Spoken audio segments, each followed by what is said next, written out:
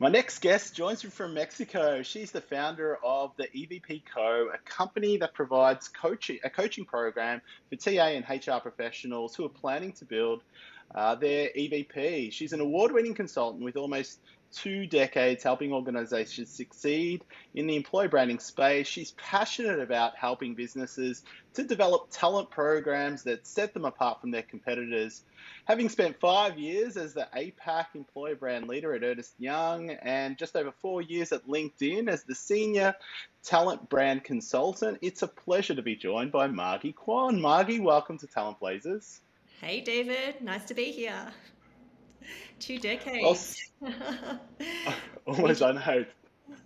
Yeah, well, you've got a lot of experience, and I'm really looking forward to jumping into this episode. Season three is all about knowledge sharing, everything employer value proposition related. We want to lift the hood on real EVP with real EVP practitioners to better understand the mechanics behind how talent attractors can overcome the challenges to build a meaningful EVP. Yeah, I'm rapt to have you on the program, and who best to have this chat with than you? Can you tell us a little bit about your company, the EVP Co? So we started the EVP. Well, I started the EVP Co a few years ago after leaving LinkedIn. During my time there, I'd noticed that there were a lot of organizations who really wanted to take ownership of their EVP and didn't necessarily have the budget or the know-how to do it internally, and the budget to outsource, I should say. And so that kind of left them in between a rock and a hard place. And so after consulting for a while, I realized there was a real need to actually try and help HR and talent acquisition professionals decipher the world of EVP and employer branding. And yeah, that's when the EVP Co was born. So who do you typically work with? You just mentioned a few people. Is it an individual mostly, or is it a squad of people who are determined to get an EVP out and something that's meaningful?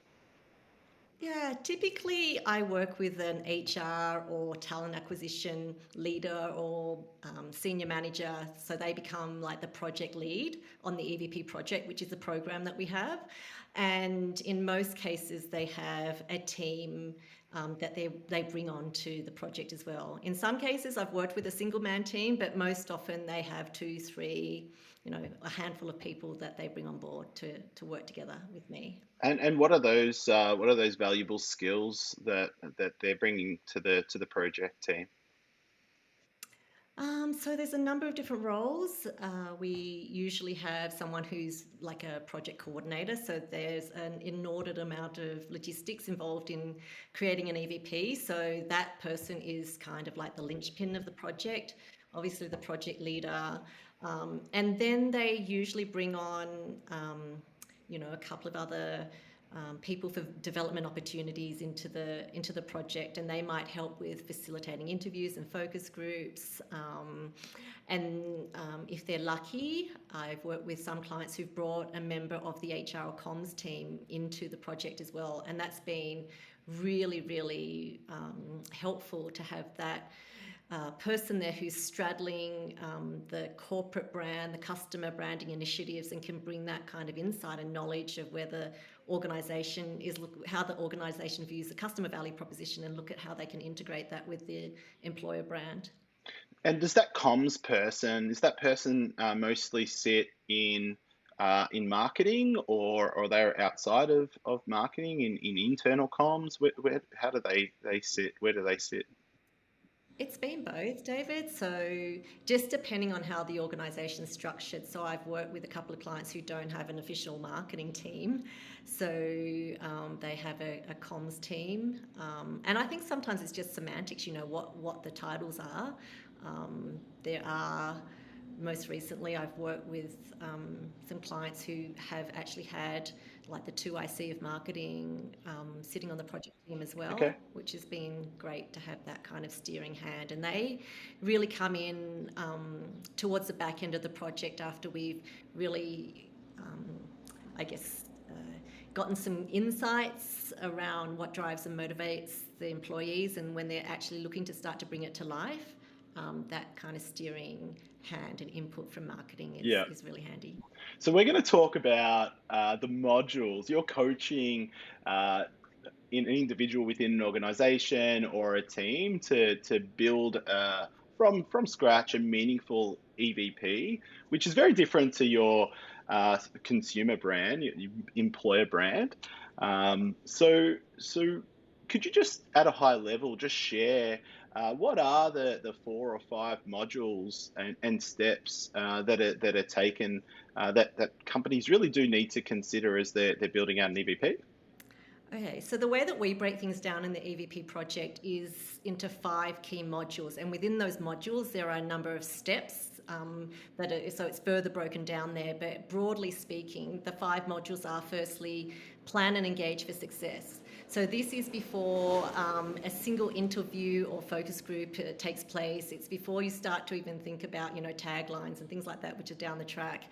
It really is about what are the key elements that need to be put in place for the project to be successful. Everything from developing an internal comms plan, identifying which talent segments in the organisation are in and out of scope. It would include looking at other I like to call them program interdependencies. So things that are going on inside the organisation that has the potential to impact the EVP project, but likewise other programs that the fact of building out an EVP could actually impact other things in the organisation as well. So really making sure that everything is aligned and synchronised. So So that's this is that's a real foundation piece, right? Laying that the strategy, you're effectively going to be sharing that document with others to get buy-in. Is that the purpose of module 1? Yeah, I mean, it's setting up the project team, governance structures, project planning, logistics, and making sure that all the ducks align up before you actually go and jump into the project. I think it's Okay. really key. Mm-hmm. Now you would have seen a few of the. I just want to dig a little bit deeper just into that module. You would have seen a number of companies, individuals build out those that particular module. Is it a bit same, or is it truly unique to an organization in building out that initial module? That's a good question. I think there's elements of it that are similar, but each client struggles with different elements of the module, if you like. Some of them are very, very clear because they've done a lot of work in their workforce planning, so they're very clear on what their key talent segments are. For others, they've come back to me and said, wow, it was a real light bulb moment for our business to do the exercises that you made us do in Module 1, because it really got us clarity around what's a priority for the business in terms of our future talent needs. And so, there's a lot of focus on that aspect for some organisations. Others have a bit of a harder time perhaps putting together the comms plan part of it. But if you've got someone from comms sitting in the project, then that's obviously a lot easier as well. So yeah, different skill sets in the team, but we map everything out, so it's easy for them. And do you ever find that companies or people overreach in this module where they want to do a little bit too much? And what I mean by that, I think about these large organizations that are undergoing EVPs, and region by region, they're very different. Do anyone have these? Does anyone have ambitious goals to incorporate the world, or break it down Yeah, per yeah. segment or by region? Yeah, it's not unusual to have the conversation with clients about not biting off more than you can chew in your first EVP project. So particularly for multinational organisations where they are quite complex, different locations, different talent segments. We can't. This program is a 16-week program. We don't want to turn it into a 16-month program. And sometimes at the outset, there's the kind of expectation that we're going to segment this. The EVP and provide really customised, tailored messaging for just about every job family in the organisation. But that's really not feasible. So we need to really look at what is critical to the business, in terms of future growth plans or, talent segments that are challenging to hire or retain, Yeah. as well as the priorities to start out with. So yeah. Yeah. Yeah. And module 2. Module 2 is all about the research. So it is, when clients come out of module 2, they get a really good kind of gut level feeling of what makes the organisation tick. So this is all about qualitative research. I'm pretty strong and passionate, if you like, about doing qualitative research and not relying on surveys. I've had some clients who've come to me in the past and said, look, we've actually got a lot of data from our employee engagement surveys or exit interviews or other data that we feel like we've got enough to use. But the key to this, creating an EVP that is going to inspire and resonate and actually differentiate yourself, and an EVP that's going to be kind of juicy, if you like, is to do that qualitative research that doesn't just ask questions but digs down a lot deeper into finding out the why. Why are employees feeling motivated and driven by certain things? And so this module is about research and understanding your people. There's also an element of competitor research in there as well. And we do also look at their existing data. It's not that it's kind of the baby's thrown out with the bathwater. So if you've got some existing data, it's a really good starting point. And often the qualitative aspect of what they're doing will actually validate some of the, some of the thoughts that they have in their head about their people, but they didn't really understand why, and now they do. Yeah. So they're able to build or justify some hypothesis that they've maybe walked into, and how many people are you advocating for people to interview outside of, say, a survey? Like, what's too little, and when does it become more meaningful in terms of getting really juicy questions with a number of people? Again, it depends on each individual organisation and the size, because I work with organisations pretty much from about 50 to 2,000 to 3,000 people. That kind of seems to be my sweet spot in terms of who's ideal for the EVP project. So recently worked with an organisation that had a couple of hundred people, and they actually touched about 60% of the workforce through the qualitative research. So that is a huge sample set there. Obviously, if you've got 2,000 to 3,000 employees, you're not going to be touching 60% of them, but you just want to make sure that you, within each talent segment, you're getting a good, decent representation of your people, particularly if it's a segment where you have a large cohort. So you might make sure that you're doing at least 2 or 3 focus groups for those, even for one talent segment, if you've got several hundred people within there. Yeah. So do you want to get a representation of 10 or 15 or 20%, or is that too little or too much if there was a squad or a team of 100 or so people?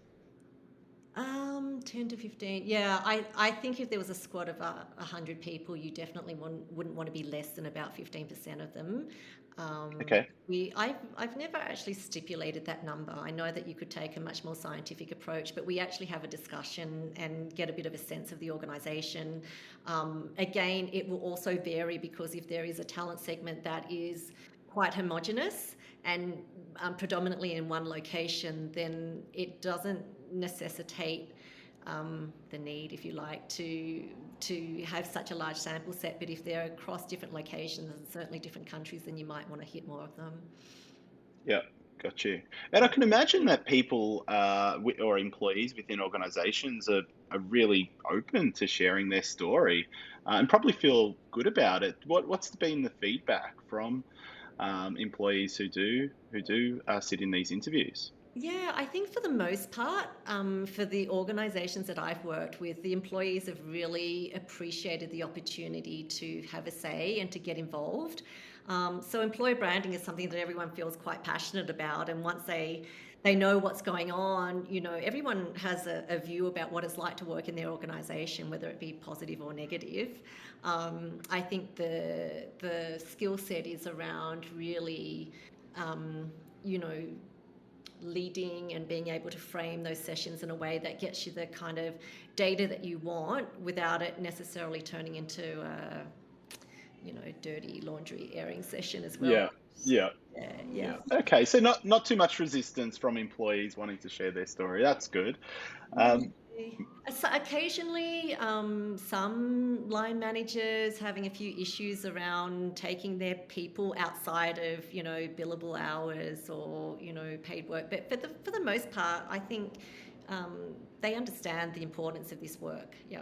And that's why Module 1 is so important, because you're setting the stage and you're communicating with leadership and management around, getting on board and championing this. Yeah. yeah, the expectation. Nice. So module three, what does that set us up for? Well, module 3 is quite a dense module. So you've gone through and you've done the interviews, you've got a whole lot of data, and you're sitting down and you're analyzing it. So it's data crunch time.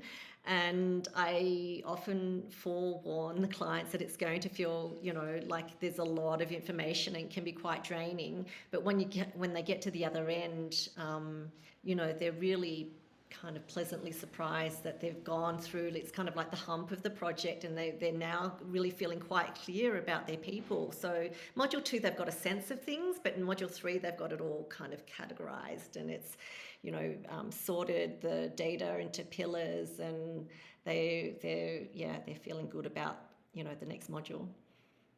Yeah. And module four?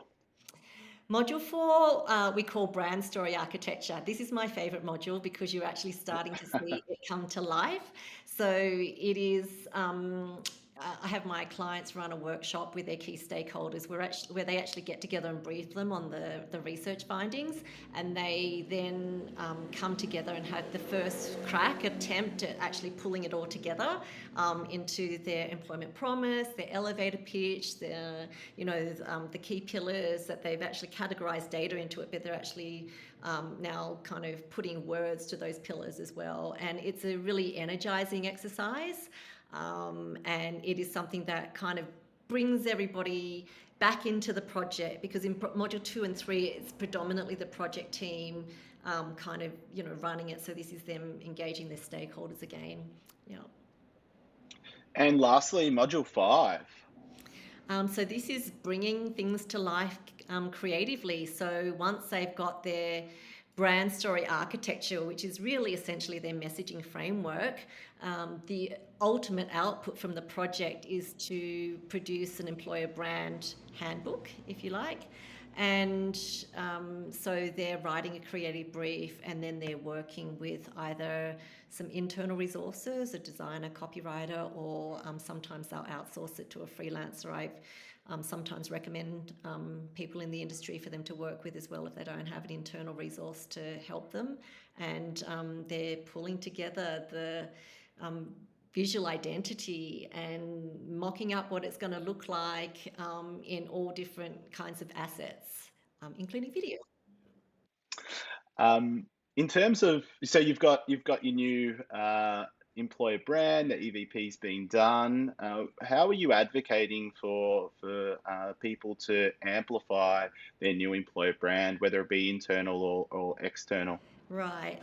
So the actual implementation of the brand is actually outside of the scope of the EVP project, but we do give them like a tip sheet on how to actually start to bring it to life. And that can include anything like I've just worked with an organization where the stakeholders really want them to do more of a big bang kind of launch, and they're throwing together all different kinds of creative ideas about how they can bring their employees into the fold and kind of run competitions and actually do some on the ground kind of face to face all hands kinds of meetings where they've got ambassadors and things kind of championing the brand and explaining what it's all about, and looking at ways that they might integrate it into their external ads, and how they're actually going to do an audit of their employment marketing materials to actually start to, fold the new brand into that.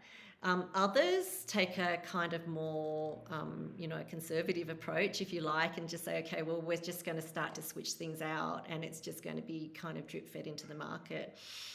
Others will use, for example, a relaunch of an employee referral program to actually, say, hello, this is our employment brand, this is what it's all about. So there's a lot of different ways to do it. And thinking of one other client who's actually going through a corporate rebranding at the moment, and the timing is perfect because they're actually going to be able to launch the corporate brand, which is starting to look like it's going to be nicely integrated with the employment brand at the same time to their people. And do you ever check back in to see what the impact of the EVP has been when you 6 months or 12 months after the project? Yeah, I mean, I like to stay in touch. I think some clients are better at staying in touch than others. But yeah, we definitely do check in. We've actually started implementing a kind of, 3 month check in after the program's finished as well, just to make sure that they're still on track. Because what I really don't want anyone, not just my clients, to think about when it comes to think about employer branding as a kind of a project that's a moment in time, and when it's done, it's done. Because EVP is actually just laying the strategic foundation. It's really it's a very necessary step, and I'm very I guess, rigorous about ensuring that they do have the right foundation in place. But really, your brand is a living and breathing thing that continually needs to have effort and energy put into it. And David, this is probably even more your space in terms of the content creation and the content calendars and all of those things that need to go into place to make sure that they're constantly communicating and getting the brand out there. There are a number of mediums that they can use to amplify their employer brand. Various content. We do advocate for video, but are there some companies that execute a video strategy, and what does that look like once they've gone through that process? So the video strategy I get less involved in, to be honest with you, David, but I do know that once they have got an EVP in place and they've got their messaging framework and they've got their key talent segments and they've been able to map out a content calendar, it makes it so much easier then to produce video content because I don't know, you've probably experienced this in the past where clients kind of go, okay, well, we've got the video product, but now what shall we say? Yeah. With a clear message in place, it makes it a lot easier for them to actually go, okay, well, these are the stories that we're going to tell. One of the other things that I do as part of the EVP project is I actually get them to, I call it a story bank. And as they are talking to their people in the research phase and hearing good stories, we're banking the stories as well, so that they're writing them down and they're knowing who said what, and then at the end of it they're mapping it to the right pillars and everything, and it actually makes the process of identifying like who would be good talent for videos and the stories a lot easier. Yeah. Yeah, nice. And you mentioned that you do check back within 3 months. What are some of the stories that you're hearing post building and executing a meaningful EVP? Is there an ROI that you can point to, or? Look, I have had some clients tell me, although 3 months I think is a little early to be, Oh, it being is. able to Yep. kind of be able to say, okay, well, we've shifted, time to hire or things like that. But the interesting feedback that I'm getting a lot is more around their personal growth and their sense of, well, personal and professional growth and their sense of confidence, not just around EVP, but the topic of marketing and branding in general. So I've had clients who have literally, through the process of leading this for the organization, because it's kind of like a high profile project that, it's got visibility with leadership, it's got visibility across the whole organization. So some clients have, told me, well, we're now being asked to have input in other marketing related programs and projects where, you know, HR for the first time has a seat at the table at some of these other, you know, aspects of the organization. So it's an unexpected but really, like, I guess, a pleasant surprise in terms of, you know, where doing a project like this, where it can take them in terms of their professional, I guess, status, for want of a better word. It's probably not quite the right word, but, you know, standing in the organisation, people are wanting their opinions, and I think it actually helps other parts of the organisation better correlate the talent piece to what's going on from a customer perspective, particularly in service organisations, but even in product organisations, where they can see, well, it really is critical, like, that we get the talent piece right. So, Yeah. yeah, yeah, that's a piece of feedback I've had several times actually. All right. So last question. What's your favorite module? What's the module that you just absolutely love rolling your sleeves up and you know, jumping in? You're gonna make me answer this, aren't you, David? I am. They can't all be uh, your babies. Which one's the one?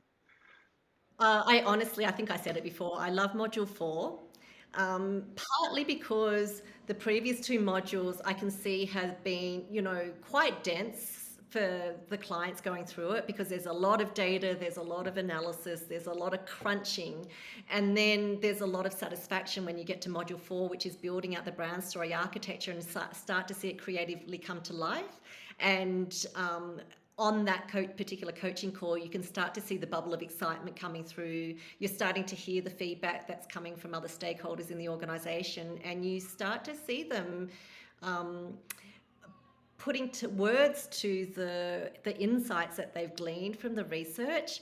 And one of the things that is really quite gratifying is that I hear this so often, particularly from probably more HR than TA, but I don't want to pigeonhole anyone, that, oh, I'm not creative, we're not writers and stuff. But some of the things, you know, for a first attempt that comes through from the workshop is actually really bloody good, you Yeah, know. right. It kind of gives them a new kind of frame of reference, if you like, in terms of their skill sets and things. So that's really cool to see that as well. I can imagine they become your biggest employer ambassadors. Do they really that really lift in how much they love working with the organisation as well? Does that Project. come through?